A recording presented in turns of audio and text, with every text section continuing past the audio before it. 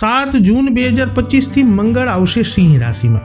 તો મંગળ ગોચરનો તમારી રાશિ પર આગામી સમયમાં કેવો રહેશે પ્રભાવ, આ વિડીયોમાં આપણે ચર્ચા કરીશું મિત્રો મેષ, વૃષભ, મિથુન તથા કર્ક રાશિના જાતકોની. તો નમસ્કાર મિત્રો, અંબા એસ્ટ્રોલોજી ગુજરાતી ચેનલમાં આપ બધાનું હાર્દિક સ્વાગત છે. મિત્રો, વૈદિક જ્યોતિષ શાસ્ત્રમાં ગ્રહોના રાશિ પરિવર્તનનું ખૂબ જ મહત્વ છે. દેશ અને દુનિયાની સાથે વ્યક્તિના જીવન ઉપર પણ તેની અસર સ્પષ્ટપણે જોઈ શકાય છે. તમને જણાવી દઈએ કે તમામ ગ્રહોમાં મંગળને ગ્રહોના સેનાપતિ માનવામાં આવે છે. તે ક્રોધ, યુદ્ધ, અસ્ત્ર શસ્ત્ર, સાહસ, વીરતા અને શૌર્યના કારક માનવામાં આવે છે. એવામાં મંગળ 7 જૂન 2025 થી સિંહ રાશિમાં ગોચર કરવા જઈ રહ્યા છે. મંગળના આ ગોચરને કારણે અનેક રાશિનો ભાગ્યનો તારો ચમકવા જઈ રહ્યો છે. તો જૂન 2025માં મંગળ ક્યારે ગોચર કરશે?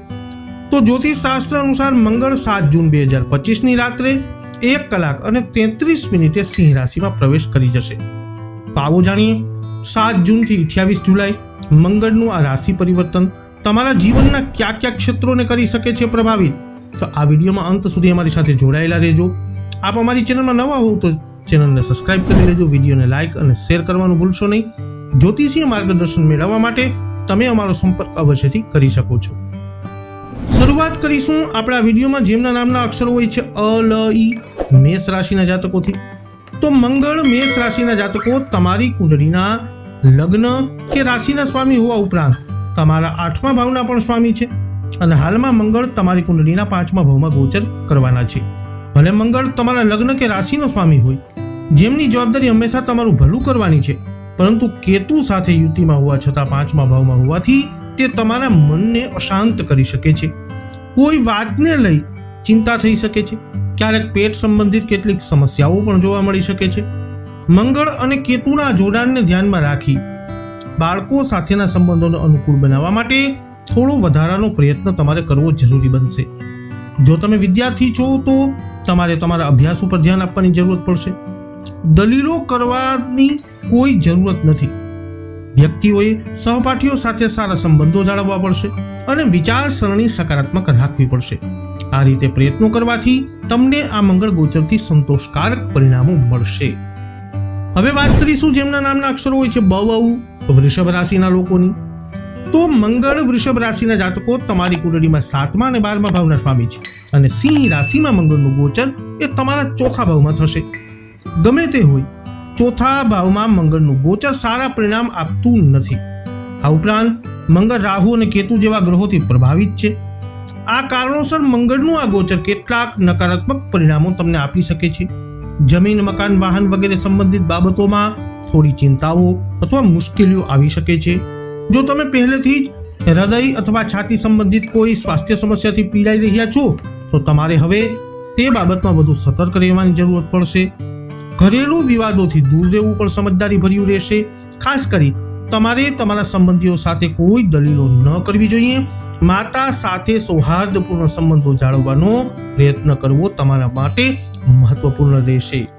હવે વાત કરીશું જેમના નામના અક્ષરો હોય છે ક, છ, ઘ, મિથુન રાશિના જાતકોની. મંગળ મિથુન રાશિના જાતકો તમારી કુંડળીમાં 6ઠા અને લાભ ભાવના સ્વામી છે અને હાલમાં તે તમારા 3જા ભાવમાં ગોચર કરવાના છે. સામાન્ય રીતે 3જા સ્થાનમાં મંગળનું ગોચર સારા પરિણામ આપનારું માનવામાં આવે છે. રાહુ અને કેતુના પ્રભાવના કારણે મંગળની ઉર્જા થોડી અસંતુલિત રહેશે. તેમ છતાં જો તમે તમારી ઉર્જા અને ક્ષમતાનો યોગ્ય રીતે ઉપયોગ કરો છો તો આ ગોચર તમને ખૂબ સારા પરિણામો આપી શકે છે. સંતુલિત આત્મવિશ્વાસ સાથે કરવામાં આવેલા કાર્ય સારા પરિણામો આપશે. તમે તમારા સ્પર્ધકો કરતાં વધુ સારું કરી શકશો. તમારો પ્રભાવ વધશે. સરકારી વહીવટ સંબંધિત બાબતોમાં પણ અનુકૂળ પરિણામો મળી શકે છે. તમને સારા સમાચાર મળી શકે છે. તમારા ભાઈ બહેનો સાથેના સંબંધો જાળવવાના કિસ્સામાં તમને તેમનો સકારાત્મક સહયોગ પણ મળી શકે છે. હવે વાત કરીશું જેમના નામના અક્ષરો હોય છે ડ અને હ, કર્ક રાશિના જાતકોની. મંગળ ગ્રહ તમારા મિત્ર ગ્રહ માનવામાં આવે છે. જ્યોતિષ શાસ્ત્રની ભાષામાં આને તમારા માટે એક યોગ કારક ગ્રહ કહેવામાં આવે છે. એટલે કે મંગળ તમારી કુંડળીમાં 5મા અને 10મા ભાવના સ્વામી છે અને મંગળ તમારા સિંહ રાશિમાં 2જા ભાવમાં ગોચર કરવાના છે. ભલે મંગળ ગ્રહ તમારી કુંડળી માટે શુભ ગ્રહોમાંનો એક માનવામાં આવે છે, તેમ છતાં 2જા સ્થાનમાં મંગળનું ગોચર એ શુભ માનવામાં આવતું નથી. આ ઉપરાંત રાહુ અને કેતુના પ્રભાવ હેઠળ મંગળ હોવાને કારણે નાણાકીય અને પારિવારિક બાબતોમાં કેટલીક સમસ્યાઓનું કારણ તમારા માટે બની શકે છે.